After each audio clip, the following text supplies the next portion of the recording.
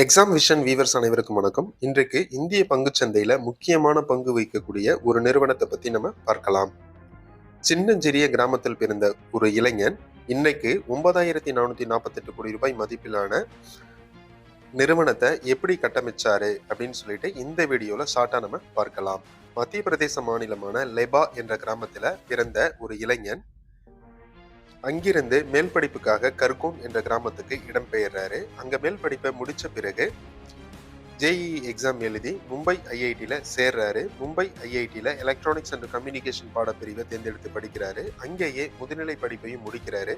முடிச்ச பிறகு பிளிப்கார்ட் நிறுவனத்தில் வேலை கிடைக்குது. அந்த வேலை அவருக்கு பிடிக்கல.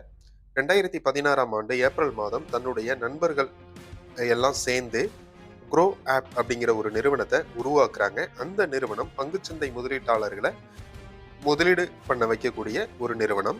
அந்த நிறுவனத்துல நிறைய முதலீட்டாளர்கள் முதலீடு பண்ண ஆரம்பிக்கிறாங்க. அதன் பிறகு படிப்படியா அந்த நிறுவனம் வளர்ந்து இன்னைக்கு 2023ஆம் ஆண்டுல 3 பில்லியன் அமெரிக்க டாலர்களை அளவிலான சொத்துக்களை வச்சிருக்காங்க.